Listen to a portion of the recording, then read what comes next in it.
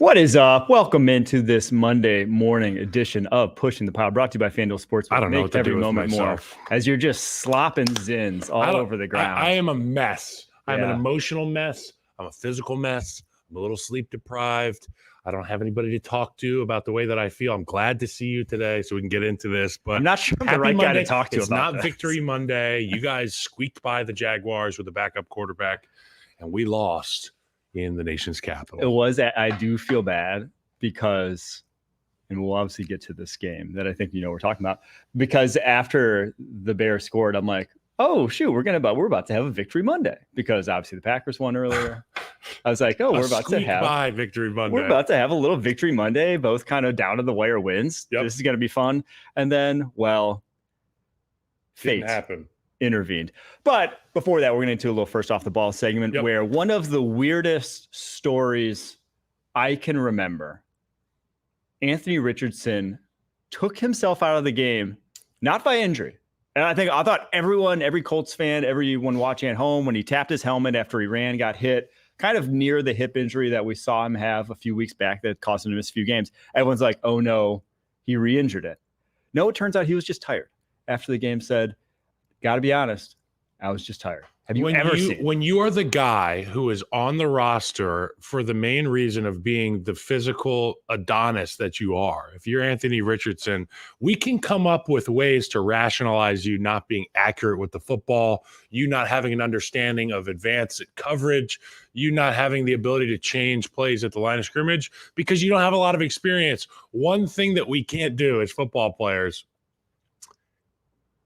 as teammates, as a staff, is give you the benefit of the doubt when the one thing that you're supposed to be the guy with, which is physical ability. He's in shape. He's stronger than everybody. Did you see his 40? Oh, yeah, you ran a lot. Is that why you came out? Have you ever looked at some of the facial expressions of an offensive lineman when they do the wire camera in the huddle? They are about to die. Their tongues are hanging out. They're wrestling behemoths every single play. And they don't come out of the game unless somebody lands on their leg and explodes their knee. But at the end of the day, if I'm a teammate in Indianapolis and I see Anthony Richardson come out, first off, I'm kind of happy because Joe Flacco could come in.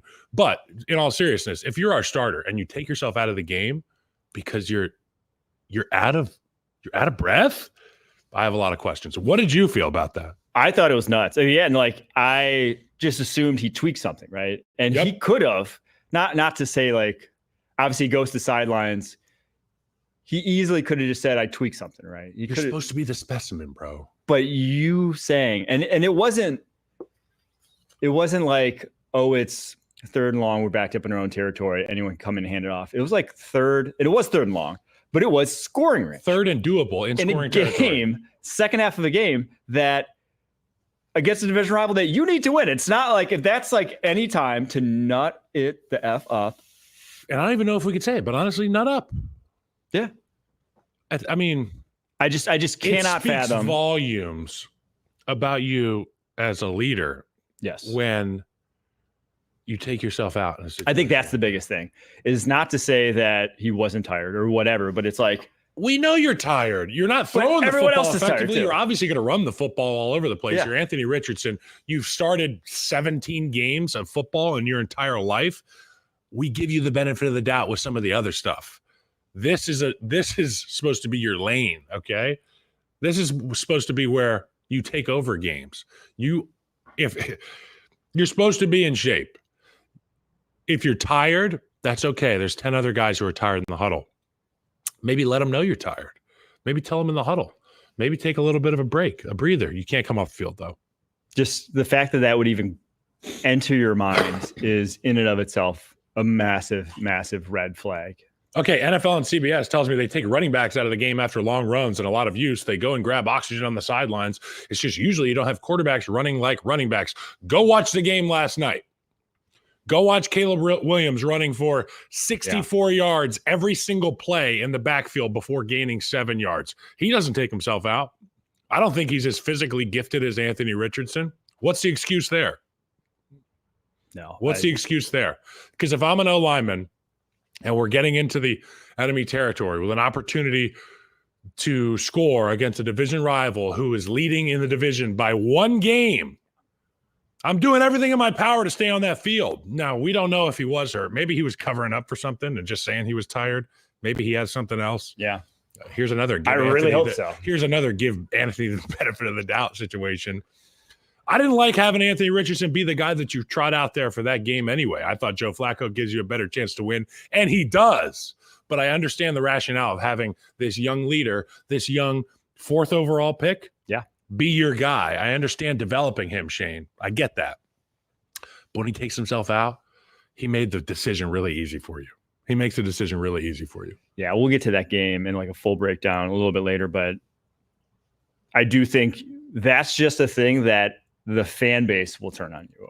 You know, if you can give him, again, the benefit of the doubt. He's young, hasn't played a ton of football, has all these tools. The flashes are awesome. Wide receivers did make enough plays from yesterday. Whatever. You can make all these. But that is inexcusable. And that is something that everyone at home, you know, everyone on their couch. You don't need football acumen. Yes. To understand why with that situation. Yeah. I remember, I think it was the NFC Championship that the Bears lost. Jay Cutler came out of the game. Do you remember this? Yeah. And he was on the bike. 2010. He was on the bike. He tore his hamstring off the bone. That is a situation where it's like, if you can't physically do it, go to the sideline. Mm-hmm. And people said he was a quitter and wasn't tough. Remember that?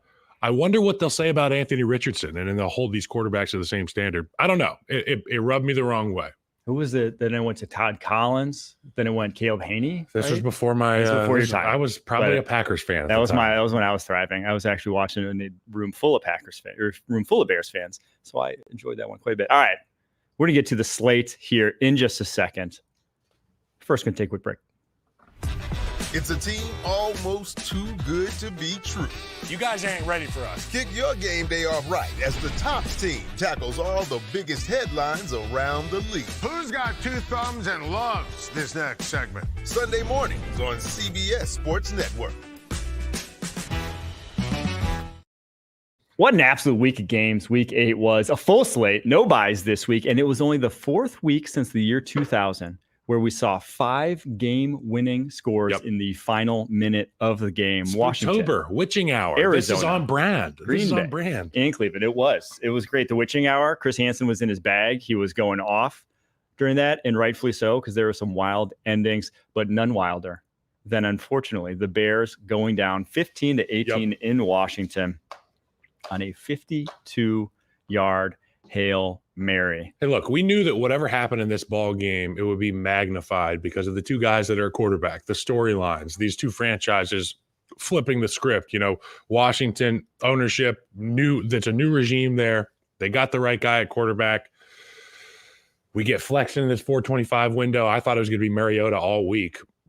I texted my guys on the Washington team, and they wouldn't budge. They wouldn't give me anything. They said, you know, Jaden's a tough guy, but I don't know if he's going to go. He probably shouldn't go, blah, blah, blah. And then the game happens, and Jaden goes. And Jaden looks like Jaden. He's taking hits. And he took a shot right to his ribs, balls down the field. He's able to run. I just, I close my eyes, and I picture that first down marker cam where it's just Jaden Daniels finding a way to wiggle for the first down on all 3rd downs, on all 2nd and 8s. Caleb, this offense, they didn't start out hot at all. As a matter of fact, it was a poor performance from the offense. I give a tremendous amount of that defense for bending and not breaking early on in the game. They did a great job limiting this Washington offense to field goals. Cliff Kingsbury in this offense has scored a lot of touchdowns this year, a lot of field goals yesterday. So I give credit to that defense. But I want to go under further review with you here. We usually do this segment at the end. I'm going to go under further review the last 2 plays of the game. It was Tony Romo talking about, well, hold on a second, Jim. There's 5 seconds. That's more than enough time for a 10-yard out. Get you a little bit closer to Hail Mary range. They weren't in Hail Mary range on the second to last play. So that's what they did. 35. That's what they did. They were at the friendly 35, trying to get 35 across midfield or close to it. They end up getting 12 yards, I'd say, on the out route to the left side. To the 48, 13 yards. Outside, an out route to the left side, and then what do we get? And by the way, nobody covered him. Nobody covered him. They went drop 8 essentially. And they were all 22. Every single person. They had 4 at the line. Every single person, 40-plus yards down the football field. And that means well, you know what? If you can make it happen in 3 seconds, we're going to give you 15 yards. It was 6 seconds, actually. And we're going to let you go from a logo 3 to an elbow jumper. And then you get Jaden Daniels back there on the Hail Mary play in a rush 3 situation, drop 8. And they have TJ Edwards in a spy who never crosses the line of demarcation there, the line of scrimmage. And he's just kind of mirroring Jaden Daniels as if Jaden Daniels could somehow take off and run for a 60-yard touchdown. That's the first issue. And the second issue is all the people in my mentions talking about penalties on the last play. Penalties don't exist on Hail Marys, okay? Last play of the game, they throw the rule book out. It's always been that way in the National Football League. Does it make sense? No, but that's just the way that it is. So if I'm a guy on the back end, I am locking onto arms, legs, I'm biting, spitting, kicking back there. The issue wasn't the scrum. The issue was there. You have to be as deep as the deepest. And we obviously saw Tyreek Stevenson in the right corner of the end zone talking that mess to those Commanders fans because the Bears just scored. There's not a lot of time on the clock. It's going to be GG's Bears, right? Wait, hold the phone. Jane Daniels gets 12 and a half seconds to run around like a madman and then launch it down there.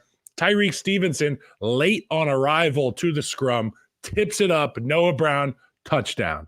It was the worst experience I've ever had as a Bear fan sitting on my couch and watching. I was part of the double doink. I was there. I was there against the Eagles when we lost. This felt worse. What about it felt worse? The fact that I think this team could be better than that team, and they're losing games in that way. I don't have the words to explain how frustrated I am, not only with Tyreek Stevenson, who came clean last night and had a tweet, dear Chicago fans, which is a good gesture. That's a good way to start. I had an issue with the defense, the play call. And speaking of play calls, I'm going to go back to the first drive that went down the field for the Chicago Bears when they gave the ball to a backup center who has been playing fullback. He's been doing a masterful job of playing fullback for this Bears team, but they give him the ball and they call it a goal line run, but it was about 7 feet of runway that you have to cover. As I don't think he was getting in. He wasn't getting in. You were given what I saw. You know what you do? You give the ball to Roshan Johnson like you did with 25 seconds left in the game. I was so frustrated. I've given the benefit of the doubt to this coaching staff a number of times, and I don't think that they had a great plan on the last play. I'd be interested to hear what you have to say about this because I'm frustrated as a Bears fan, and I know there's Bears fans that are frustrated at home. Explain to them what the best way to defend this Hail Mary would have been. Well, I think they screwed it up initially with giving them time. So Jane Daniels, good arm, but he's not getting it 70 yards. No. That was 65 yards about where he got it. Just having watched back in his career, that's about the tops. And with a rib. So with the very first play to line up thinking they're going from their own 35, where to get it off from your own 35, you're going to have to throw it 70 plus yards, right? A drop back, you're 3 to 4 yards beyond the line of scrimmage, like minimum. So he's not getting it there. So from that perspective, they had to know that something else was coming besides a pure Hail Mary there. So to line up everyone back like they did, to me, was just poor coaching to just give them 3 yards. And everyone and their mother, Tony Romo in the booth saying, they just gave them 10, 12 yards. This is what's going to happen. Like they're going to take closer. Because even if they had a Hail Mary call, you see that, you line up in that, you say, let's get it closer. It's just going to be easier. So they screwed it up there. The Hail Mary defense itself, I like blitzing, especially when it's not like a 40-yard Hail Mary where you can throw it quick, where it's something like a 60-yard Hail Mary where that thing is going to have to take time to get down there. It's going to have to be a lofted ball. Just make sure Jaden has to get it off quick. Don't give him, it was the first completion, 11.8 seconds or whatever Next Gen Stats said. Don't give him that much time. I like bringing a fifth guy in those situations because regardless of where it's going to be a scrum. You don't need a seventh guy in there. Truthfully, if Tyreek Stevenson had never stopped celebrating and just been in the corner the whole time, it would have been a Bears win. It ends up an incompletion. So like you almost don't need that many people at some point back in defense. 6 is usually more than enough because everyone knows where it's coming down to. So that was my issue. And I do think they screwed it up again on the play prior than the actual Hail Mary. The Hail Mary was just a fluke. And that's how most Hail Marys end up being. But to give them good range of making it there as opposed to what they were prior with 6 seconds left, I thought was where they lost that one. I was also disappointed with the way this Bears team performed offensively coming off a bye week. I will say the Commanders really, from what I saw on tape, spooked Caleb Williams early by jumping routes. They came out and said, we're going to try to get a pick off Caleb Williams. You had Frankie Louvu jump an out route to Cole Kmet early on that Caleb Williams, I can't believe he held on to the ball. He had a full pump fake throw, and that he ended up scrambling on that play. And then a screen about, I think it was the next drive, Mike Sainer still jumps that if he would have thrown the screen, it was a pick six going back the other way. He ends up just like dumping it into the stands after that screen was blown up, to where after that, there was just a tightness to Caleb that you couldn't shake out of him until it really was back against the wall. Gotta have it. Exactly. So I think that was the biggest best version of Caleb comes out. Yeah. I mean, you see him confident. You see his body language change. You come out of a bye week, and I give a tremendous amount of credit to Dan Quinn. Yeah. And that Quinn ate Waldron's lunch in that game. Quinn had the much, much better game plan for what the Bears were going to do than the Bears. 100%. Jaden Daniels also outperformed his rookie counterpart, Caleb Williams. And it wasn't perfect from Jaden Daniels, but there were some huge plays in that game. There were some opportunities to extend drives that he took advantage of with his legs. And what a tough, gritty performance. And I mean, I've had cartilage tears and stuff like that in my ribs, and I've got them on my sternum still to this day. They haven't repaired because I like to golf. Sometimes I rip it. It's one of the most painful things to go out there with a rib. And I'm not exactly sure how he's feeling or what they did for him pregame. But yeah, you probably got the nerve block. You know what I mean? And the nerve block, that wears off. So at some point in the game, you're looking at Jaden Daniels who's out there dealing with raw pain, and he's still able to make it happen. The last throw was really impressive. I thought that reaction from the fans in Washington was really cool, albeit I was sick to my stomach watching it. I'm not panicking on Caleb Williams. I still don't think I don't think it's you got the right guy, we got the wrong guy. They got two different guys. They can win with both these guys. You got to give credit to the Commanders, but I have a lot of questions about some of the stuff that this staff has been doing for the last week and a half in prep for this game. And again, in the Caleb versus Jaden, one is much younger, one is much less experienced. Caleb will be fine. And again, you saw it down the stretch there with Caleb after some early struggles. I'm not making any strong sweeping takeaways from this game, other than I think you can tell Jaden Daniels is pretty damn good, right? You can tell he's at that level already. Good. You could tell Caleb is on the precipice of reaching that level. It's just he needs to play more football and he'll get better. And he has shown that already throughout this early season. But I am of the opinion that this may be, we may look back on this and say, this isn't the worst thing in the world that they lost this game. Because I think we're on a track with just how the season's kind of been going and how the Eberflus era has been going, that he may be out the door. Yeah, we're unsure about Eberflus. And I like Matt Eberflus as a guy. His defense has been amazing, okay? Like, nobody has scored more than 21 points through 7 games. Yeah. Let's not forget this. This is the Commanders team that went and put, I think it was like the past 3-4 weeks, it's been ridiculous. Yes. And well, they held them even with Mariota to feed it to 12 points is kind of what they held them to. The Hail Mary outside, like they held them to 12 points. And yeah, they moved the football, but they clamped down when it matters most. This defense still good. But if a new staff were to come in, or if Eberflus were to be fired, staff's gone at the end of this year, this is the 1A job in the NFL in terms of who wants to be there. You have a prime spot to win in terms of the talent on that roster, especially on the defensive side of the football, and especially at the quarterback position where you have the Holy Grail. You have a quarterback who's cheap on a rookie deal with talent around him that doesn't need too many pieces, doesn't need too much more.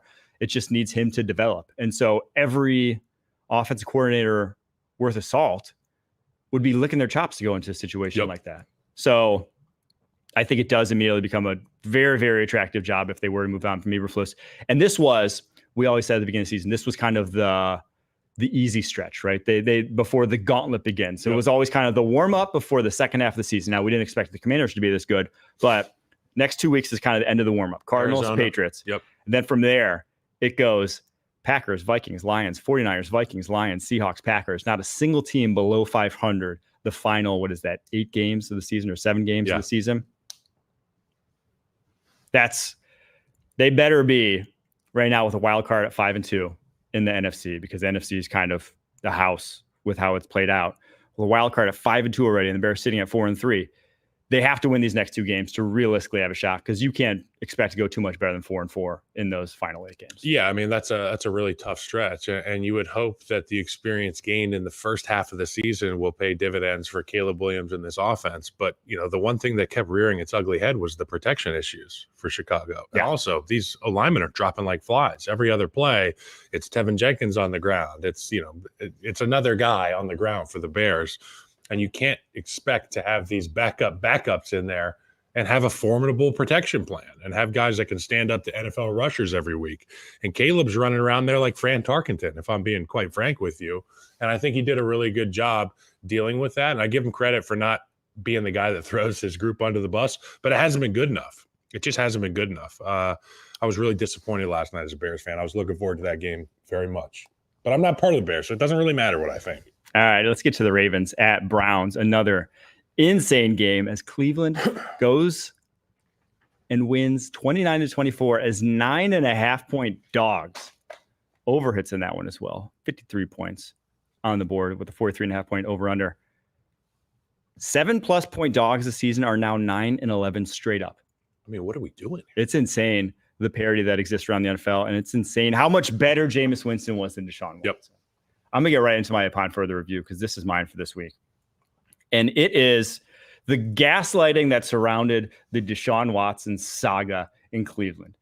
The coaching staff, the ownership lying to their fans, saying Deshaun's the guy that gives us the best chance to win. Deshaun's the one who looks the best. We had Jonathan Jones on the show, and this isn't a shot at Jonathan Jones, saying Deshaun looks still the best in practice. That's why he's still the guy going to the games, which obviously Jonathan Jones isn't at practice. He's repeating what someone else is telling him.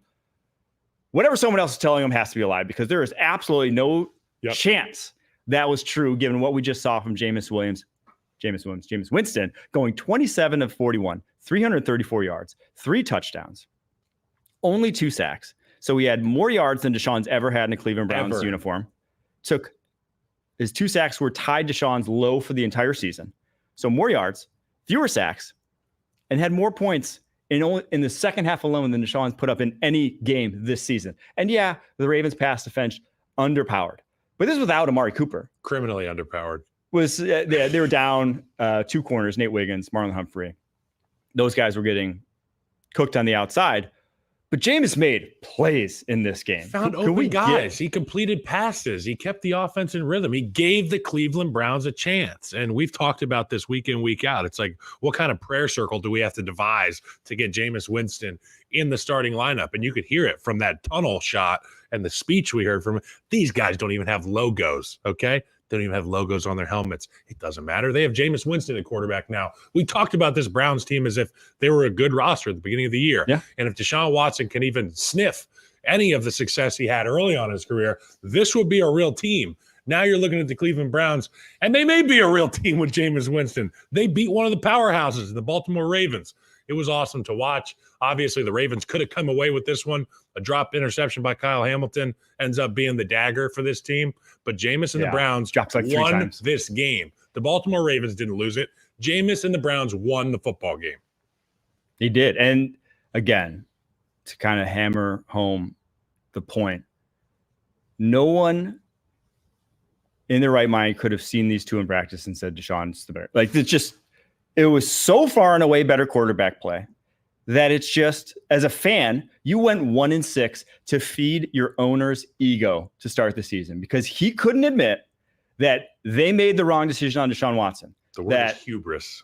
Deshaun was playing like the worst quarterback in the NFL. Did you see that layered throw he just made? He made a handful of throws that were all better, and the arm strength difference between Deshaun and Jameis, like, got a rocket, jumped out on tape. And this isn't to say that Jameis is going to play perfect football every single week, but to say that Deshaun never came close to that level of football. I don't care if Jameis goes down and throws 3 picks next week, and he very well could, and he could have thrown a couple in this one. Like, he takes chances. That's what he does. But that's what that offense needs when you don't have guys who are consistently open, right? Like, when you have a bad situation, you want the guy who's going to take chances, not the guy who's going to say, nothing's there, let me scramble, even though I run like a 4.8 at this point in Deshaun Watson and can't evade anyone. Like, that was, to me, the biggest difference was Jameis hit the back foot. The ball was out. It was to the best read on the play. Now, it wasn't always accurate. He sailed a bunch. I think he was pretty pumped up. If you saw his pregame, he was juiced. He was about as dialed in as I've ever seen. She was like, "You look very focused." And he said, "Unwavering with faith, ultimate belief, dependence on the Lord." So surprised they kept that in, by the way. That was great. It was great. We just repeated that to any question asked, and then he came out of the game and just started ripping shots. So, hats off to him. Heck of a performance. Again, from the Ravens' perspective, I'm not too worried. They were super injured in their secondary. That is an issue, though. They do now have the worst pass defense in the NFL this season. Yards per game. They've played a lot of good passing offenses. This one, not one of them, though. The playoffs will contain a lot of good passing offenses. Exactly. Right? So that's the place where, if you look at this Ravens roster, like, they need to find answers and answers quickly. But I'm also surprised how little they leaned on Derrick Henry in this game, when that's kind of the Browns' weakness. They have lighter linebackers. They want to penetrate up the football field.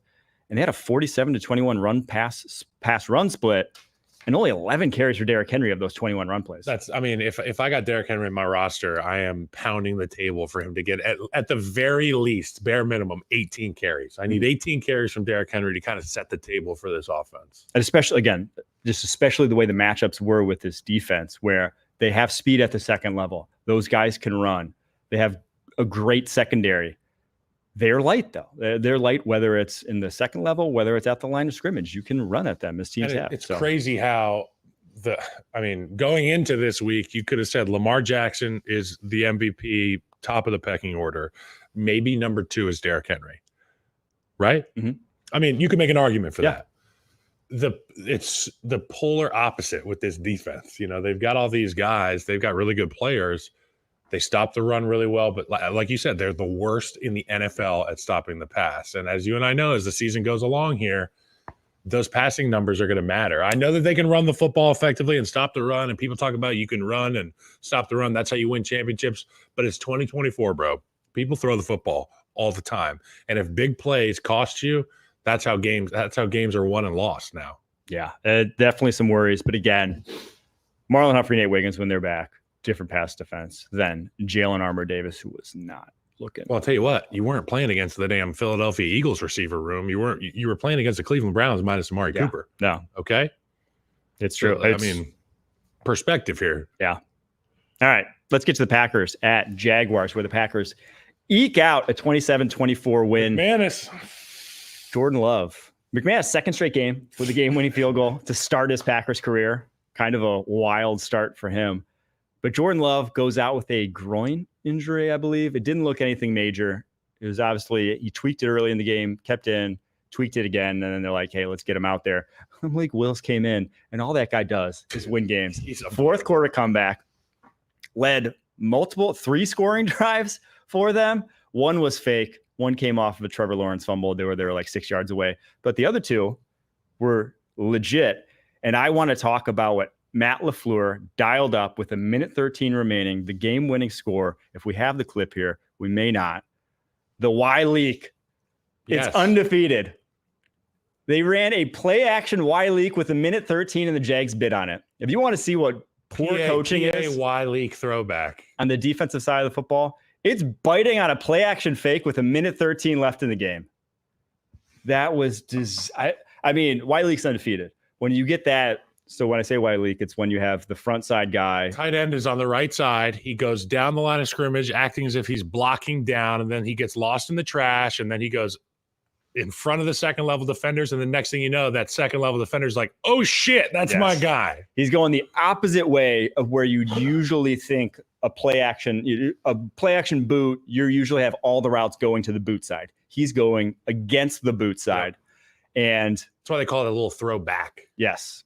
Throwing it back across. The Bears, we tried this against the Packers in like 2017. We threw it to Deion Sims. Didn't work. This works better. You see it weekly across the NFL. Someone else ran it this week too. And it worked to perfection. Josh Jacobs, 127 yards, 5.1 a pop. But yeah, the Packers run game. Get a guy like Josh Jacobs. Consistently works. And I'll say this, for the Trevor Lawrence haters out there, go watch his last drive. Yeah. The last drive that was their game-tying drive, down 7, 8 dropbacks. 7 of them were just completely perfect read, perfect throw, ball where it needs to be, especially the touchdown to Evan Ingram was just like that's not a window. That's like one of those NFL open that you have to put it in that spot to make a completion, and he put it in the only spot he could, the one where that was, He did have a little underthrow on the play before that got broken up, but that was what a franchise quarterback in that situation does. Yeah. That's what he does. And unfortunately, the defense let him down on the other side of the ball, but Trevor Lawrence, the bad plays are still bad. And the fumble he had near his own goal line, the pick he had near his own goal line, inexcusable. But you still see those flashes like that. It's like that's why you pay these guys. And Doug Peterson had an opportunity after the game to show some love to Trevor Lawrence, and the first thing he did was revert the attention to the receivers, the tight ends, and the offensive line. You have an opportunity to pump up a quarterback who is quite literally your franchise in terms of earnings, and you redirect the attention elsewhere. I think Doug Peterson is feeling it right now. Oh yeah, I think the Jaguars as a whole are feeling it. But Trevor Lawrence, to your point, he's still got it in his bag. So Jacksonville, the issues are this. You can't get home on the defensive front. You generate no pressure. You don't stop teams on gotta have it situations. You're not going to win football games. And I mean, Trevor Lawrence gives you a chance with his arm talent and those guys who can catch the football for him, but they're just not a great team. They're not a great team, the Jaguars. And the freaking Green Bay Packers almost pissed down their leg against this group. Yeah, it did hurt me to watch Tyson Campbell on one side just lock down whoever he was matched up against. The last 2 weeks, Tyson Campbell, 7 targets, 2 catches, 19 yards. In this game, I think only 1 catch. And just whether it was Romeo Doubs, whether it was Christian Watson, he played a heck of a game. Romeo Doubs' catch on the right sideline? That was sweet. Unreal. But watch him play the game he had, and then watch Eric Stokes on the flip side get cooked because 2021 draft, both Georgia corners. Stokes goes 29 to the Packers. Campbell goes 33 to the Jaguars. 4 picks later. One's an elite cornerback in the NFL getting paid like it. The other one can't even lock down a starting spot. So that one hurt. That hurt to watch a little bit. But then Edgerrin Cooper playing like a monster. Forced fumble. Pass breakup 50 yards down the football field for a linebacker. Like Fred Warner directly to center field. That right here is nuts stuff. Came from the line of scrimmage to down the football field. Run that field. Back, Harry, if you don't mind. Okay, there we go. That's perfect. That's perfect. The end zone shot there where he's up in the A gap. No, that was him blitzing on the next play. But him all the way to the A gap. Hustle, bro. To break that up. And then unfortunately, Christian Kirk actually broke his collarbone on that same play. Look at that. But then the forced fumble. That's a guy playing at a different speed. I'll tell you what, you don't have to be the most talented guy on the field, but when you play with a reckless abandon and when you play like a man possessed, things like this happen. Sometimes the guys that are trying to block you, they can't sustain that type of effort. This is a great job. Violent player, and he's going to be one heck of a linebacker for the Packers. But a huge win for the Packers because all of a sudden, the NFC North is a dogfight. 6-1 Lions, 6-2 Packers, 5-2 Vikings, 4-3 Bears. Oh. Positioning in that division will be huge going forward. We're in the basement. It puts the lotion on its skin. I hope not. All right, we're going to get to Cowboys at 49ers first. Go take a quick little break. Welcome to JJ's. I'll have a... Wait, there's no way I can get a burger? No chance. But you can have the NFL on CBS streams live on Paramount+. Oh, hang on. There's a toy. We're just talking about maybe. We were talking about how good Malik Willis is. Malik Willis, dude. Quarterback controversy, Green Bay. The passing game takes a hit, but he can run. I mean, he had like a 30-plus yard scramble in that game. He's so dynamic with his legs. And then the running game is already good with Jordan Love, right? But it goes to the next level pretty much every time Malik Willis is out both there. edges with these guys. So, do you think that the Colts would benefit from using Anthony Richardson in a Taysom Hill role? Honestly, if you put Flacco out there and then Richardson's like your why. Are you kidding me? We can limit his reps. We know he gets tired. Yeah. That's why I was high on Anthony Richardson, because I think his like floor is Taysom Hill. His quarterback doesn't work out again. Yeah, exactly. His floor is he's all of a sudden an elite tight end. Yeah, I think. All right, let's get to the Cowboys at 49ers though. Sunday Night Football. 49ers win 30-24, but it really kind of wasn't that close down the stretch. Even if the 49ers trailed at halftime, they blew it out in the third quarter of that game, scoring 21 unanswered. Best third quarter ever by a quarterback? He was dialed. I mean, they had all the answers. They came out of halftime. No, I'm serious. Best quarter ever for a quarterback? There's no way it was the best quarter ever. There's been quarters of football that were probably insane. I'd be interested. Brady had quarters that 2007 year. 7 for 7, 140 yards, 2 tugs, 158.3. I don't think they make a number higher than that, Mike. They don't. You can't get any better than that, but I'm sure there's been better quarters in football. It was elite, though. I'm a big Brock Purdy guy. And I think if you're Dallas in this defense, you kind of, first half, you were like, how do we just get away with this, right? You're almost like, how did this just happen? Like, we kind of just stole one there because the defense wasn't getting to Brock Purdy. They pressured him 6 times on 34 dropbacks the entire game. They really made some timely stops in the run game, but they were not resetting the line of scrimmage. They really are so underpowered right now. Sans DeMarcus Lawrence, sans Micah Parsons, and then your first round pick from a year ago, Mozzie Smith, is a legit liability on the interior. Yeah. It ain't getting better for Dallas. I'm not going to write anyone off this early on in the season when they still have, a quarterback like that, when they have a wide receiver like CeeDee Lamb, when they can still put points on the board. That's never quite been in doubt for Dallas this year. But this defense stinks. And I think in that division, with the way the NFC is going, where it seems like 10+ wins is the floor to get in the playoffs, I don't see Dallas turning around. I just don't at this point, unfortunately. And just the way I got to give credit to San Francisco, that offensive line, once again, they show up and they just roll the group off like a wave at the beach. Hey, next running back, come in. Doesn't matter. Guerrero, it was just like hitting 85 yards for Guerrero. Yeah, I mean, run. Those game shows where it's like you pick a door to run through, and you either pick the right door or you slam into the wall. Yeah, he picks the right door every time. Not only that, I saw Dominic Puny dominating again at the line of scrimmage last night. The guy's awesome. It was such a great pick for the Niners. Fits Shanahan's offense perfectly. Love to see George Kittle out there dominating on National Tight Ends Day. I think he had 128 yards, 6 catches. That's called efficiency. This 49ers rookie class, I love their draft on draft day.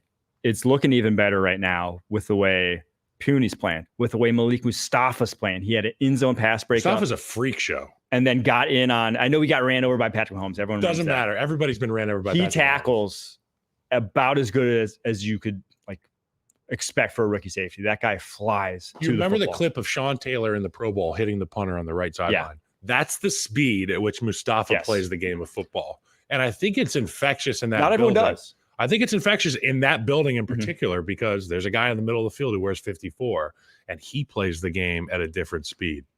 It would surprise you. I think it would surprise a lot of fans to just see the difference, maybe not surprise, but just the difference between play styles in terms of some guys, safety position in particular, will not crave contact, right? Some guys will not go into contact at full speed. They'll patter their feet. Not everybody's Adrian Amos. Exactly. A lot of guys just don't have that to them. I think it's mostly a mental thing, honestly. There's obviously different aspects to There's it. When you're stronger, Eddie Jackson wants the ball. Yeah. And some of these guys want the person. Mm-hmm. And Malik Mustafa wants to hit you. Yeah. And he does not let up when he's going to hit you. So he's been awesome for them. Deommodore Lenoir has been awesome for them in the slot. Had a pick. Ducks. In this game. Ducks. Playing in the slot. Nick Bosa's favorite teammate ever, he said. Really? He said when he plays the game. He said when he got here, he was an airhead. Now he has really come along as a player, and he is a dog. He used the word dog. And when you use the word dog as a teammate, talking about one of your other teammates, speaks volumes. And when Nick Bosa calls somebody a dog, I'm going to believe him. I am interested, though, to see how this NFC West plays out, because we'll get to kind of the sleeping giant, the elephant in the room, the team that's in last place right now, who looked better than anyone else this past weekend, the Los Angeles Rams. We'll get to them, but 49ers still kind of just don't feel like the same team. And obviously they're not when you're losing Brandon Ayuk, when you don't have Christian McCaffrey. They just feel a little off, but they do still, they can put her on anyone any given week. And this week obviously showed it again. Yeah, I mean, that running game, it doesn't matter what situation you're in. If you can hand it off and you can have a right guard take people off the line of scrimmage or displace the line of scrimmage, you're going to have success offensively. I mean, I know you can hit your head against the wall the first 2 quarters in your passing game, but boom, next thing you look up, it's the third quarter, you put 21 points up. Brock has a perfect passer rating, and things are looking really good for the San Francisco 49ers. All right, let's get to Colts at Texans. Texans win 23-20 as 5.5-point favorites. Colts cover that. Hit the under hits in that one as those 46.5 points, but obviously the story of the game, Anthony Richardson. I'm going to read off now. I tweeted this one out. His completions by game: 9, 17, 10, 3, 10, 9, 10. He's had one game this year with over 10 completions. One in he does know there's not a cap at 10, 6 right? full starts. Now, in this one, he probably should have had more than 10. He had some bad drops, a couple touchdowns that could have been that. One went out of bounds. One was legitimately dropped. 2 for 15. So it wasn't this bad, but he is yet to have over 50 completion percentage, having over 50 completion percentage for a single game. He hasn't completed over 50% of his passes in any single game this year. It's like lowest completion percentage through 8 weeks of the season since Kelly Smith in 2000. And I want to give the Houston famous Texans bust. defense a lot of credit for holding a quarterback to 10 completions. But at the end of the day, how much of that is Anthony Richardson? A lot of it. I mean, it's flat out a lot of it. I had to laugh, though, the touchdown, Josh Downs. We were sitting here last week like, hey, they never roll him out. Like, yeah. They never did. The Josh Downs touchdown. Yep. It was like the first time they've rolled him out in weeks. And it just goes for a big play.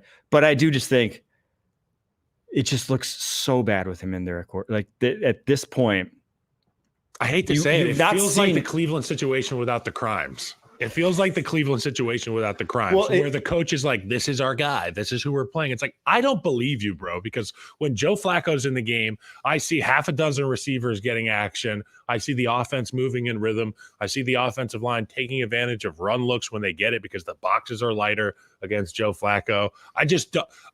You're a game out of first place in the division going into yesterday against the team that is in first place in the division. Give yourself the best chance to win.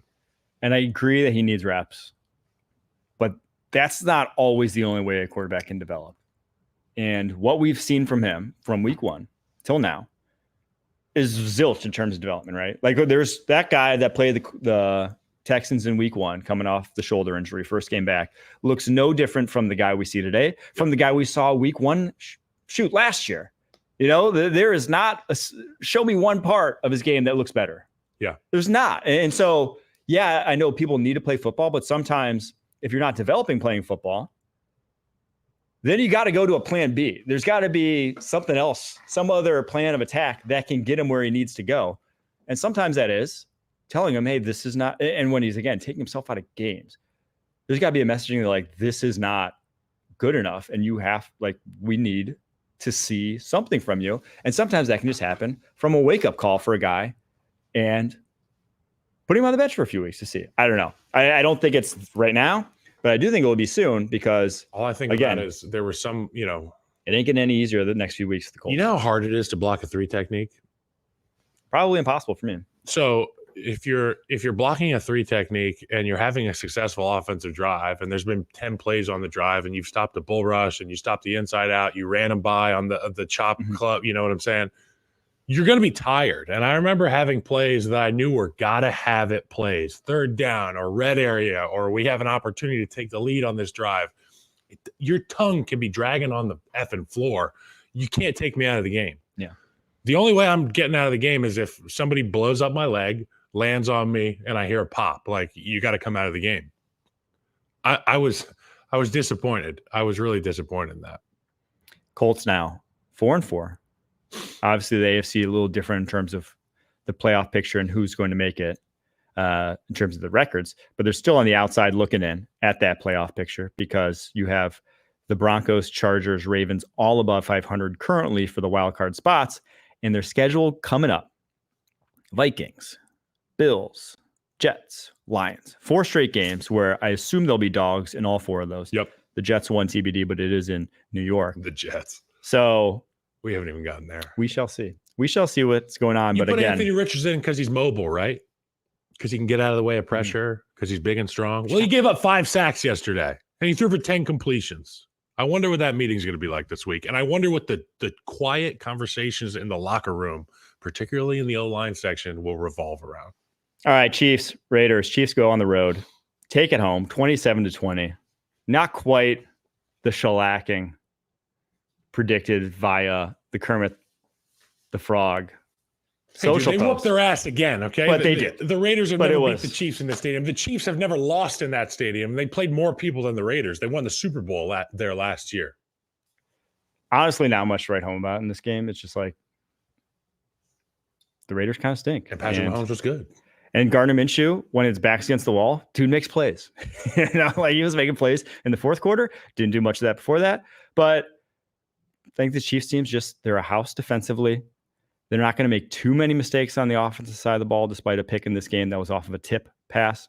But Raiders entered Sunday ranking 30th in yards per rush with 3.8. That number is plummeting. Las Vegas ran for 33 yards on 21 carries, an average of 1.6. I mean, I know we talk about the lowest EPA per rush. And they got Luke Getsy, and Luke Getsy has been historically top 5 in rushing offense. Everywhere he's been, teams run the football effectively. They can't do it in Las Vegas. Something's broken there. I think it may be a quarterback thing. You know, your quarterback limits you. And also, this Chiefs defense, they're real, bro. Chiefs defense is real, and they make plays, and they got guys who step up in big situations, not named Chris Jones. Yes, Chris Jones is awesome, but they've got a cast of characters that play well. The sum of what do they say? It's like they're better than the sum of their parts. Is that how you would describe it? Yes. I think the biggest thing with them is not only are they real, they're consistent. We've seen the Vikings now the past few weeks, like B-Flow struggle in the last few can get lit up. Like other defenses can like yards in 2 weeks against can that get like have dominant outings, but then have these ones where it's like they don't. When you really like thrive off of always having the right answer, sometimes you'll have the wrong answer, and you'll leave up big plays. They just play such sound defensive football, have sound principles, and yeah, they do a lot on the back end, but they're not trying to confuse you necessarily. Like they're not thriving on that. They're just going to beat you. They're just going to beat you. Exactly. That's Travis Kelce, big day. Yeah, he's like back. People wrote this guy off. He never wrote back. You know what I'm saying? Mahomes with the pass touch. Did you see all the memes going about the heading in this week? Mahomes had not had a passing touchdown in October. Wow. He was the only team in the NFL to do so. Doesn't matter. But two. And again, he also trucked the safety. Chiefs don't care. For the win. As they would. Jets, Patriots, Jets lose. This is the one I didn't watch. 22 to 25. I saw the ending of this game. I saw Jacoby Brissett go down the field 75 yards and win the game. It didn't make sense because May goes out early. It was kind of a tame hit for concussion. I saw the hit. But it was right in the back of his head, which is usually it's just a weird, you don't get hit in the back of your head. Yep. So maybe just a little bit of a neck injury there. Like it just someplace where you don't usually get hit. So I'm not too worried about necessarily say a Tua situation in our hands where guys got consistent concussions, but it was kind of a tame hit. But I think it's PANIC in New York, not RELAX. It's pack your shit, I think. Yeah. In New York. Everybody. Except for Garrett Wilson, maybe.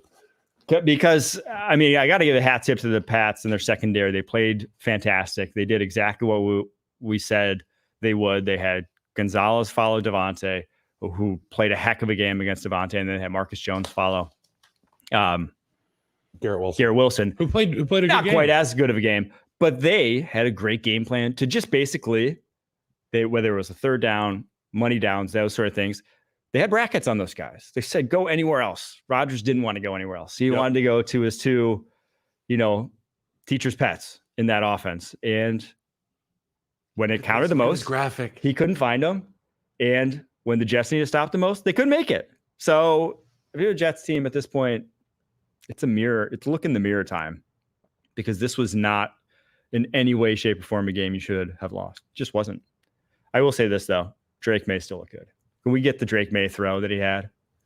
He had an absolute seed that was dropped. But look at this scramble. 45 yards. Oof. Yeah. Oh, wish we would have caught it for that. He's got arm talent. He can operate under pressure. He's mobile, had a big rushing touchdown in this game. All these rookie quarterbacks, whether it's Caleb, whether it's Jaden, whether it's Drake May through 3 weeks, or whether it's Bo Nix, who we'll get to in a little bit, and when he did the Carolina Panthers. If you drafted one, you're probably happy as hell that you did. It was a good year for quarterbacks. Also, this Jets thing, it's got to be one of the biggest letdowns in sports history. If you're a romanticist, a romantic, not a romanticist, a romantic. Thank you, a romantic. If you're a romantic like me, you went into this season thinking, "Oh my God, this could be so much fun." Aaron Rodgers, they could run the table in the AFC East and be dominant, and the Bills are without a superstar at quarter or at receiver, and there's questions about their defense. This is the Jets year.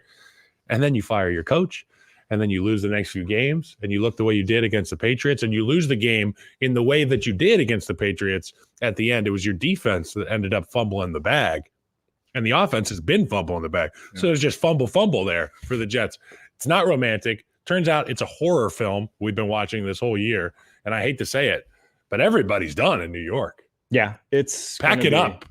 I do think Rodgers likely retires after this year. At this point, they have the second worst record in the AFC at this point at 2-6. Lost 5 in a row. Record in the AFC doesn't seem possible. Relax. That's where they are. Yeah, Rodgers is going to be screaming relax in a mirror here soon. In a dark room. Yeah, I can only say it so much. All right, let's get to the Falcons at Bucs, where Falcons win yet again at Tampa Bay, putting a stranglehold on this division now, 31-26 on the road. Kirk Cousins just carved up Todd Bowles this season. Between 2 games, he threw 8 touchdown passes, 785 yards, 2 big wins for them. Better game yesterday than in the 500-yard game. They now sit atop the NFC South with a 5-3 record. The Bucs are at 4-4, but obviously they beat them twice this season, so they hold that tiebreaker if they were to finish with the same record in the division. And also the Bucs, they just ain't the same without Mike Evans, Chris Godwin. Now I do love that Baker just kept slinging it. He didn't go into a shell. He didn't play a real tight game. He was still letting it rip, but he just didn't have the guys to make the plays. Raheem Jarrett was out there, 58 yards. Okay, Raheem. Yeah. I just heard of him yesterday. I will say Jalen McMillan looked good. I know his stats haven't been good this year, but I was impressed with what I saw from him on tape. He was open more than he got targeted. And like they're one guy where Trey Palmer can make plays on the football field too, but like the one guy, if you were to feature in that offense, I think he could consistently take like 8 to 10 targets a game and do something with them.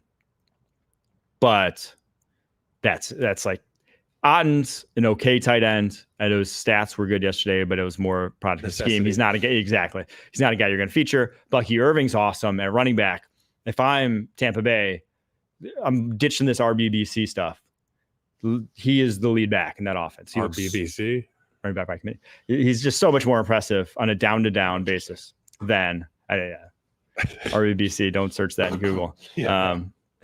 You got to have safe search on. But yeah, I do think that Tampa Bay could still make the playoffs with this roster, even as underpowered as they are at wide receiver right now. It still could be good, but man, the spot drop stuff against Kirk Cousins just got to go. They just carved him up again. They didn't have a better game plan at all this time Kyle around. Pitts fumble? Okay. I think I watched that 50 times. Yeah. And gun to my head, like if I had to, I don't know the answer. If God asked me the question, God knows. You know, he's like, he was there. He's got the plan. Was it a fumble or was it not? Because there is no angle that really gave you a good indication. But from how many times I watched it and go frame by frame by frame, I would bet it was short of the goal line. It came out of his hand. Like where it started losing control, and that's like the start of a fumble. Even if it wasn't, Michael I think Renner, it was. They should penalize him. Oh, I know. For not protecting the football down there. It was comical because Antoine Winfield has done that. Now, not to guys showboating the way Pitts was, but to other guys like literally trying to get in the end zone. He's done that like multiple times over the course of his career. It's kind of his MO at this point. I think he got him. I think he did. I think if I'm, but they didn't have the angle. If I'm Kyle Pitts and I was this diamond level prospect and there were questions about my production or my understanding of the game or my feel for the game, and I go and I have a big game like that, and I get the football, I want to leave no stone unturned in terms of being a good teammate. I'm sprinting. I'm like here. I might wrap my thigh around the football. Yeah. It's like, I don't know. It's frustrating. You work all that way to get down the field. You fumble the ball. I think you should be penalized for that. It was. Why do we not have a pylon cam though? We have it like in some games, but not others. I don't know. Budget cuts. We got to pay Deshaun Watson all this money. That's why we can't afford freaking pylon cam. I will say this: Falcons in that offense, when they're humming, it looks great. And Bijan Robinson has the best running aesthetic in the NFL. He's great. When the way he can cut, the way his footwork is in the hole, it's just looks easy. So many times where a guy is just one-on-one space, and it's like, he's not going to. Next games for the Falcons: Cowboys, Saints, Broncos, and Chargers. It looks like things are going to continue rolling for Atlanta if they can stay on schedule with their offense. Smooth sailing. And probably two of the best free agent signings of the offseason, whether it was one, I'm thinking about new Kirk Cousins, but then Darnell Mooney. Another big game from him. All right, let's go to Cardinals at Dolphins, where the Cardinals sneak by yet again, 28-27. They moved to 4-4 now. Who had them at 4-4 heading into this season? Atop, technically, the NFC West at this point. Kyler played a heck of a game, man. He had some throws, and this was the first game where Marvin Harrison Jr., you saw, and I know week 2 he had that game, but it was a lot of like broken plays. This was the first game where you saw him beating Jalen Ramsey. You saw him beating corners consistently, where you're like, oh, that's the guy. And then when he didn't, when it was, hey, make a play at the catch point, he was also doing that too. So this is the first game where it was really like, oh yeah, that's the guy. That's the guy. That touchdown was great ball, great catch. That's the and he ran away from Jalen. Level connection there. He was just striding away from Jalen Ramsey, and Ramsey obviously not what he once was in terms of speed.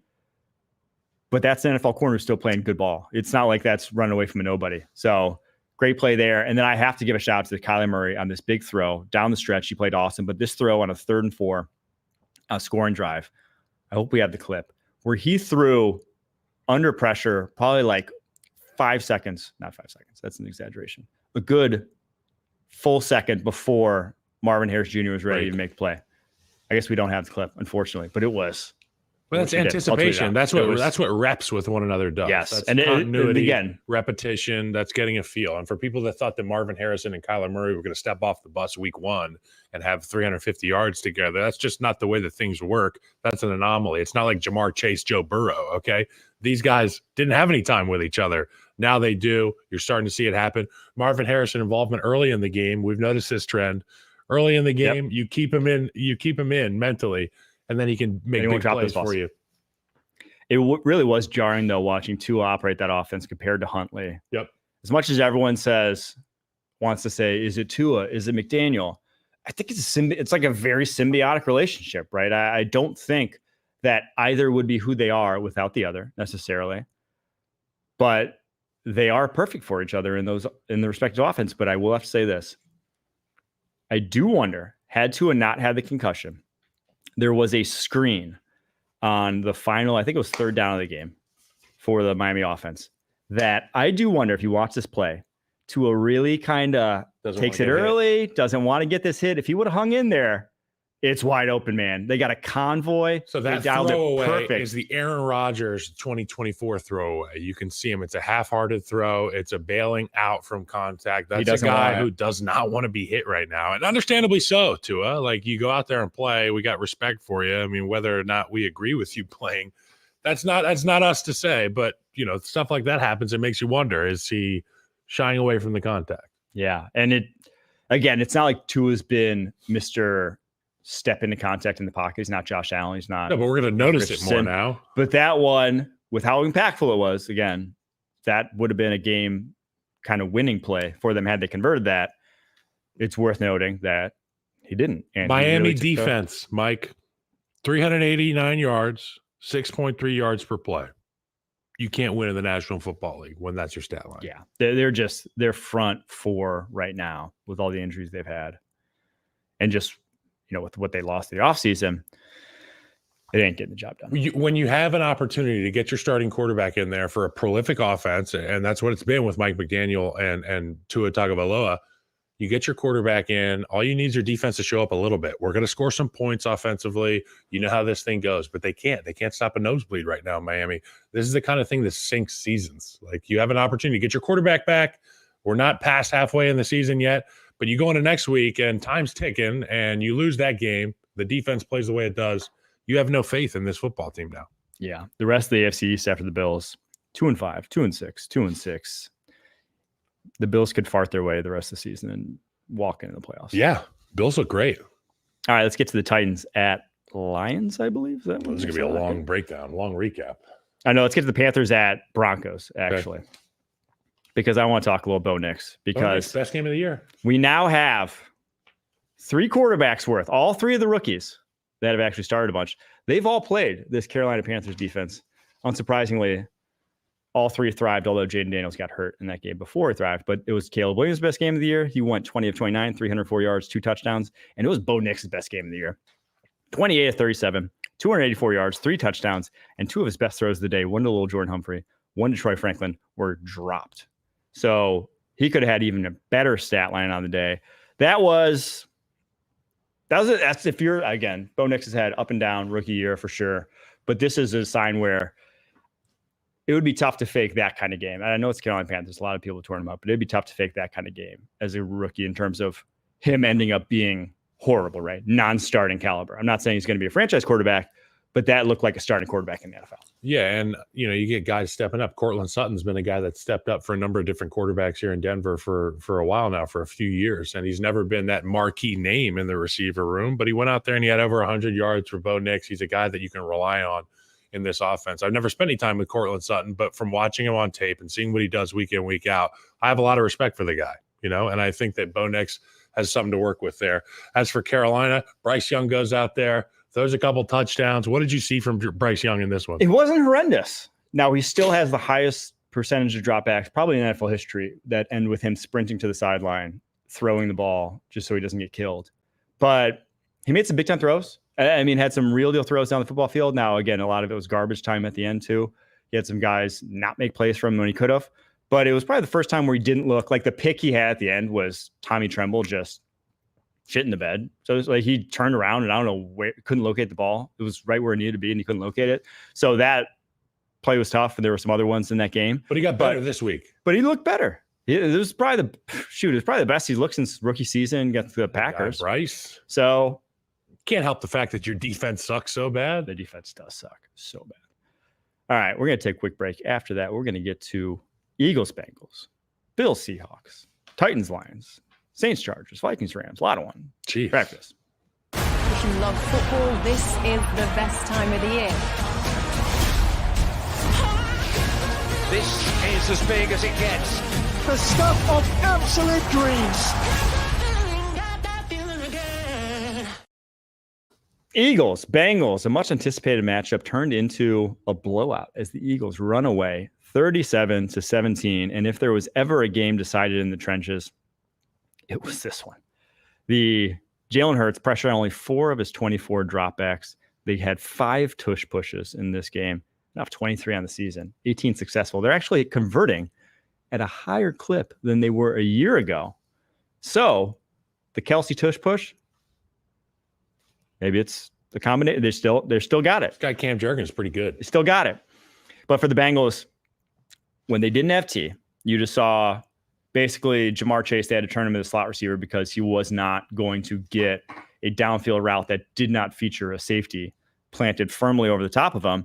And then when you didn't have Orlando Brown Jr., who came out in the middle of the second quarter, it was just over. They couldn't block the guys who were normally like semi-reliable, your interior. Yep.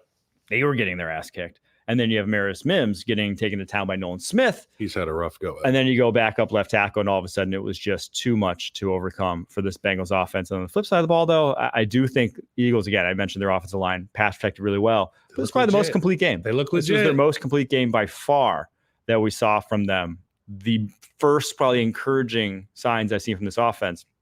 Now, again, we talked about the Bengals and their struggles with mobile quarterbacks, covering for more than 3+ seconds when teams really have time to work in the pocket and how much they've struggled. But this was still the best Hurts in this offensive look. Yeah, and for Jalen Hurts, I mean, that's really the question with Philadelphia. Like, what does the floor look like for Jalen Hurts week to week? And I mean, we know he can go out there and have these games where he can utilize all the weapons on the outside and be the physical presence that you need on these big tush-push opportunities and goal-to-go situations. But I really think you bring a guy like Saquon Barkley into the building, and he has that. It's the tide that raises all ships. I mean, your ability to get production from him, offensive player of the year level production out of Saquon Barkley, it takes the pressure off of Kellen Moore. And we talk about Kellen Moore week in, week out, and they start slow. And we've got a lot of gripes about the Eagles. But one thing I don't have a gripe about is the fact they went and got Saquon Barkley. He has been an absolute spark plug for this offense, and it opens everything up for Jalen Hurts. It takes the pressure off of him, and he feels like it's not all on his shoulders. I really like that about this team. I'm still not crazy about Nick Sirianni, but an impressive win. I do think Derrick Henry's probably running away literally and figuratively with the offensive player of the year award right now. Player of the year, but caliber numbers. Saquon's closing the gap in a league that Derrick Henry does not exist. Yeah. Saquon's closing the gap the past 2 weeks, but Derrick Henry right now, 946 rushing yards. He's first in everything. Saquon's 766, though, and he's in second place in the NFL. So 180-yard diff between the two. What's the carries number? Do you have a carries number? Oh, let's see. Or just maybe a yards per carry. Yards per carry. Henry, 6.5. Saquon, 5.9. So Henry has see what the longest 15 more carries. Saquon's longest is 65. Derrick Henry's 87. Yeah. Saquon, though, hasn't fumbled, whereas Derrick Henry has. So it's amazing how a good running back, a do-it-all running back, can improve your offense immensely and take the pressure off of the other stars on the team. And then everybody shines brighter. I do think we've swung too far, and not only swung too far in terms of like the running backs not mattering, but swung too far when it's gotten more important. Like the importance of a running back has actually increased since even to say like 2020 with how much too high teams are playing. When you play that much, when They're you're asking running you light to run boxes, exactly. Like you are put in more favorable situations. That's why you see yards per carry figures from these guys, whether it's Henry at 6.5, Saquon at 5.9, Gibbs at 6.4. They're not meeting resistance. Mason at 5.1. That was not the case 6-7 years ago. No. Because everyone's playing cover 3. Everyone had 8-man boxes. As an offense that has weapons on the outside, you are going to be respected as such with that shell look, these shell coverages. And going into football games, we had an install list for regular, like heavy boxes, light boxes. And one thing that was always made clear to me by my offensive line coaches is how disrespectful it was to an offensive line when they would just line up with a light box, line up and shell, and they're essentially daring you to run the football. They think that you can't beat their front four, and we're going to beat you that way. So I relish the opportunity to run against a light box. Not only is it easier to get yards, but it's kind of like a big, like, hey, bring some more guys into this box. I need an 8-man box, 7-man box. And I also think a light box is when you really see the running backs separate themselves, right? A heavy box, same box a lot, but a heavy box is when, like, usually a big run against a heavy box is a result of perfectly blocked. Blocked. It's like you need a crease to get that. Whereas a light box, a lot more often than not, there's space. There's space is created, pressing, and that you can bounce between holes because you don't need necessarily perfect blocking to still have a successful play. So it's the guys who thrive more in space that will show out patience, vision, and a plan. Yes. Okay. So you see these running backs, they press to the right side or they press to the left side. They're trying to move that linebacker. It's a 4-2 stack in that box. That's that light box. It's 4-2 or 4-1 box with a traveling other backer on a string that may be out over the slot. Okay. He may be, cheating one side of the ball. Well, these running backs, all they have to do is know the aiming point and know who they're trying to leverage and trying to out leverage. And if you can get these linebackers to run over the top, that's when the bend backs come in. That's where remember the old Le'Veon Bell patient running style that we saw? And it was so much fun to watch because he would just hide behind the backs of his linemen, press a linebacker somewhere and hit him for 12 yards. Le'Veon Bell. The Trump? He's had quite a week. Him and AB are hanging out a lot now. I think that's a dangerous combination. All right. Yeah, Jesus. Let's get to the Bills at Seahawks. Bills win going away 31-10. This game was not close as 3-point favorites. No DK Metcalf, though, was massive. And you saw in this game because the Bills just sat on the underneath stuff all day long. Geno hesitant to attack on the football field. His average depth of target in this game, 3.8 yards. That's disgusting. You're going to have a whale of a time unless you run for 200 plus yards, which they did not. Their run game got absolutely shut down. Unless you run for 200 plus yards, you're going to have a whale of a time trying to win a game with 3.8 yard average depth of target. It's just a lot of defenses today are going to close and converge on those underneath passes, as the Buffalo Bills did in this game. So it was going to be tough with no DK Metcalf, but man, they couldn't stop the Bills either. They couldn't stop the run. I mean, Josh Allen was great. The offensive line is as advertised. Yeah. A guy like Khalil Shakir has been quietly stepping up the entire season. He's got 38 opportunities to catch balls. He's got 36 receptions. Okay. That's a guy that you can trust. And we talked about Khalil Shakir going into the season, and he's been big. We got production from Keon Coleman yesterday, the rookie. And although he's not a world beater in terms of separation or top-end speed, he's a guy that has a good feel for the game of football. Josh Allen clearly trusts him. I like this Buffalo team. They're getting hot at the right time. They're dangerous. And James Cook, I said Bijan's probably got the best running aesthetic. He's got to be like top five. James Cook's got a sweet. He looks so much like Dalvin Cook. They run so similar. Now Dalvin, not now, but Dalvin back in his prime. So Bills, they got a lot of options. They can beat you a lot of different ways. All right, let's 32 yards on 17 carries for the Seattle Seahawks, who I think have one of the most fun opportunities every week to run the football with the guys they have in their building. Now, it's a little deflated by the fact that they had like a snap go over Geno's head and like a minus 15er. Let's call it still 17 carries, 45 yards. Yeah, still. And I'm still going gross. All right, Tennessee Titans travel to Detroit on that thing and get depantsed in one of the weirdest blowouts I can remember. Lions win 52-14. Yep. Lions scored 52 points on only 47 offensive snaps. It was a tight game early. Lions allowed almost twice as many yards as they gained. They had only 225 yards of offense, 416 yards, though, for the Titans. Goff went 12 of 15 for 85 yards, but 3 passing touchdowns somehow because they had 262 yards of returns, 190 yards of punt returns from Khalif Raymond. One of those goes to the house, a 72-yard kick return from Khalil Dorsey, and then Jake Fox on the other side of the ball, their punter, not other side of the ball, but their punter, averaged 61 yards per punt on 5 punts. They had a special teams performance for the ages in Detroit, and that's how they blew out the Titans. I got a question. Are the Titans going to draft a quarterback next year? Yes. But it depends on where they are in a position because, yeah, they are right now by record the worst team in the AFC. But I'd be surprised if they didn't win some games, especially in the rest of the AFC in that division. So they might end up with 4 or 5 wins. They might be on kind of the outside looking in. They might be picking like 5th. And if you're picking 5th in this quarterback class, you're not getting one. It's just not like it was last year. You know who had a big game? So we'll see. You know who had a big game? Calvin Ridley had a big game. He listens to the podcast. I said, you wear your heart on your sleeve, Calvin. That's a great job. 12 catches through the first 6 games, 10 passes caught yesterday, 143 yards for Calvin Ridley. That's how you make yourself a little bit more valuable. The route tree, though, was it was a condensed route tree. He was not running those wide edge routes. Right here. It was condensed. And he was running a little more up to. It looks like maybe a Kansas City style route tree there for him.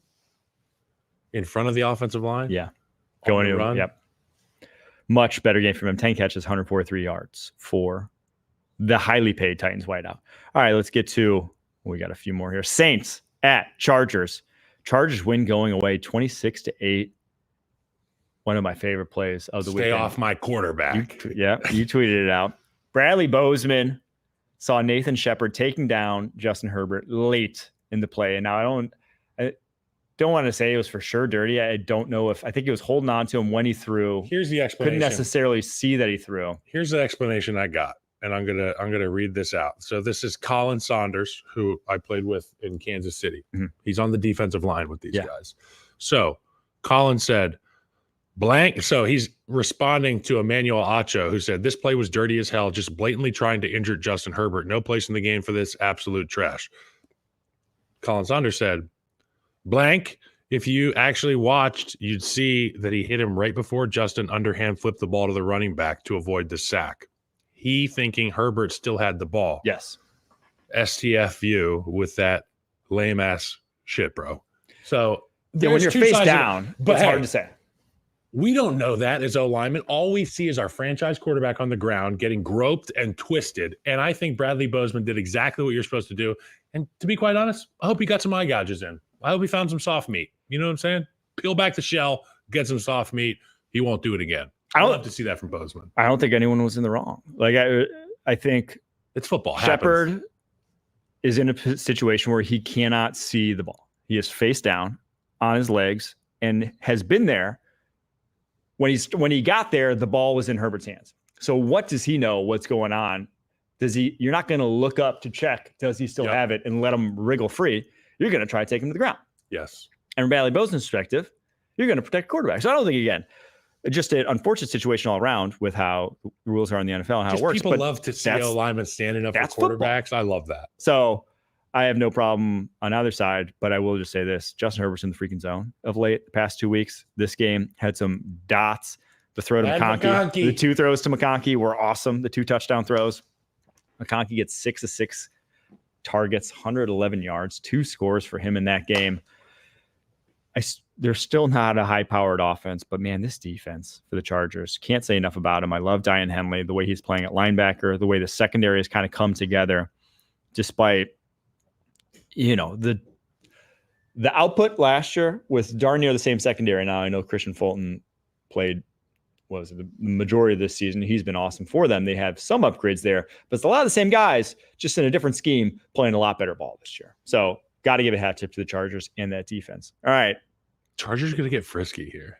I like it. I think they make the playoffs. I had that frisky team.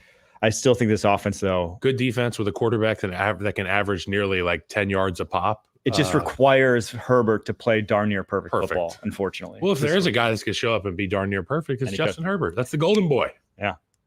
All right. Last game, back to Thursday Night Football. Vikings, Rams. Rams Can win. we pull up that picture of Ladd McConkey one more time?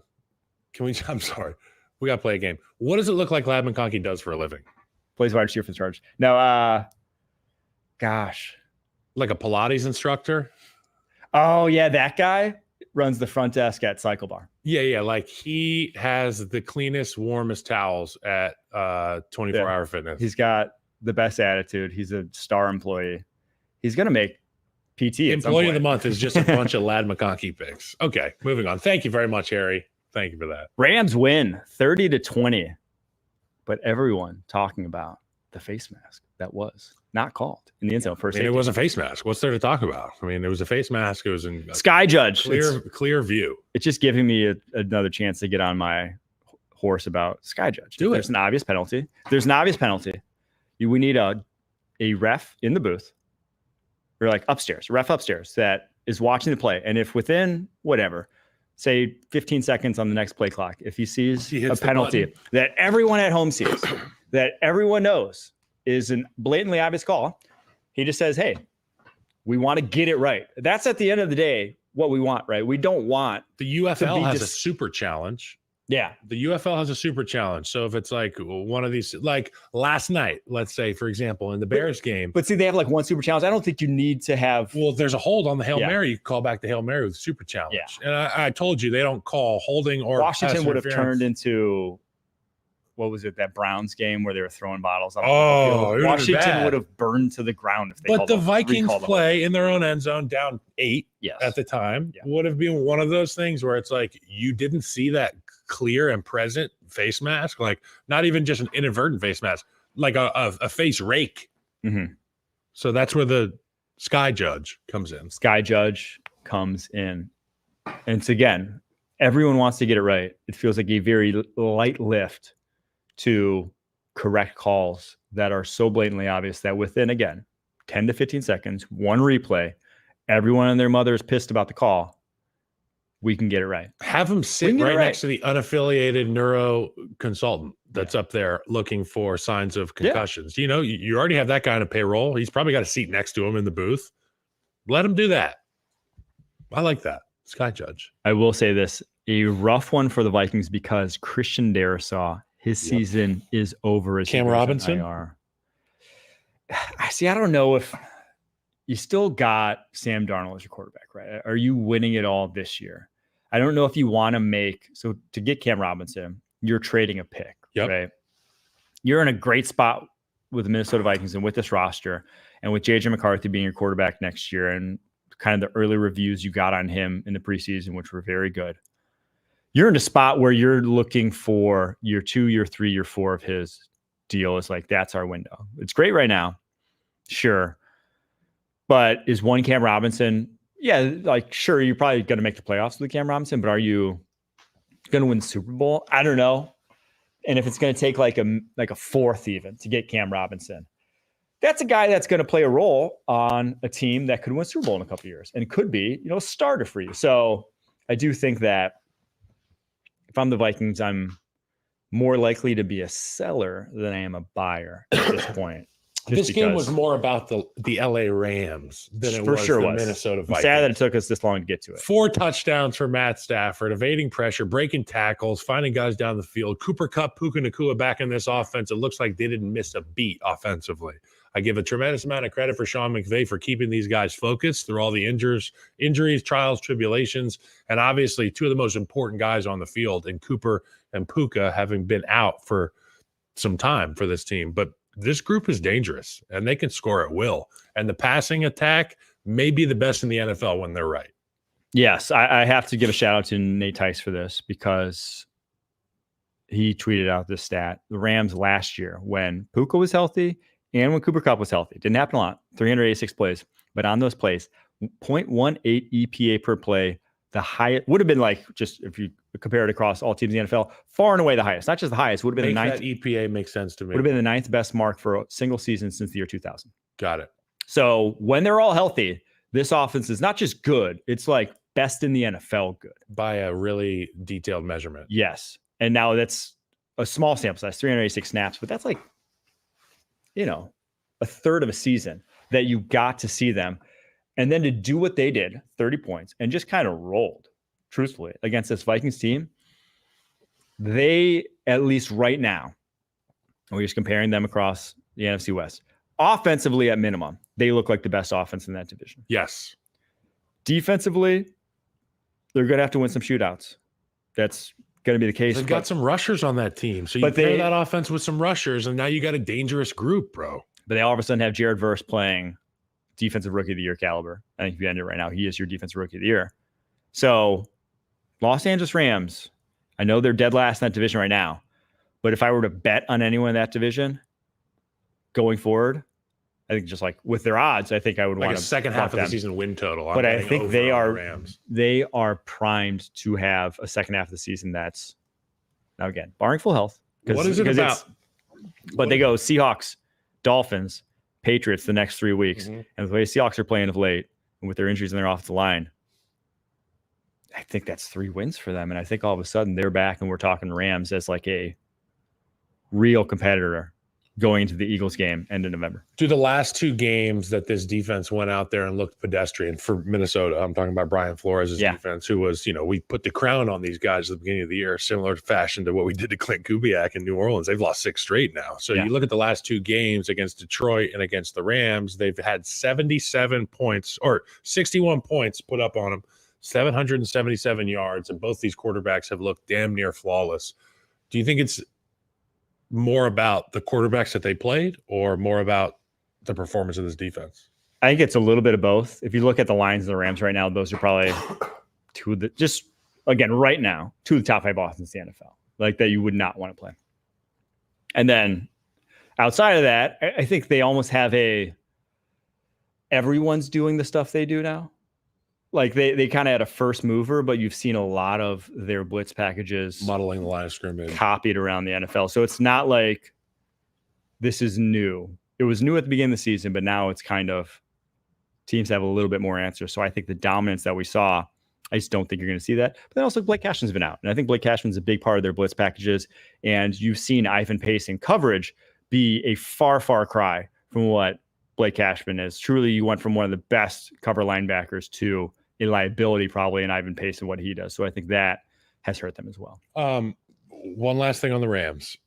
They got their receivers back in the building, and immediately you see them going, a lot of these quick hitters from Matt Stafford to Puka and Cooper, these guys are taking hits at the end of plays. Okay. They take a lot of hits. This group is involved not only in the pass game heavily, but in the run game. Puka and Cooper are involved heavily in the run game.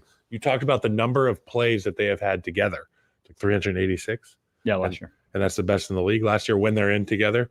My question is, how long can they keep these guys on the field? Because with the amount of hits that they're taking and what they're asking of their running backs, they're essentially asking their running backs to be fullbacks on the flank of the offense. Well, and it's also the injury histories of these guys. It's not like Puka, whether it was at college at BYU, whether it's this year, Cooper Kupp, whether it's just like been the past few years with him, they have extensive injury histories, and they're asking him to like dig out linebackers in the run game and do like stuff that it's great. MDMing linebackers. It's great when it works, and like it's massive for that offense, and those guys are awesome at it. And they won't tell you no. But those 2 guys won't tell you no. They are getting city miles on that body, as opposed to, the country miles that some other wide receivers around the NFL are getting. Yep. All right. Just a thought, things could fall apart quickly for the Rams. They look great, but things could fall apart quickly. That's it for today's show. We will be back tomorrow doing power rankings with Pete Prisco. That'll be fun. Until then, keep pushing.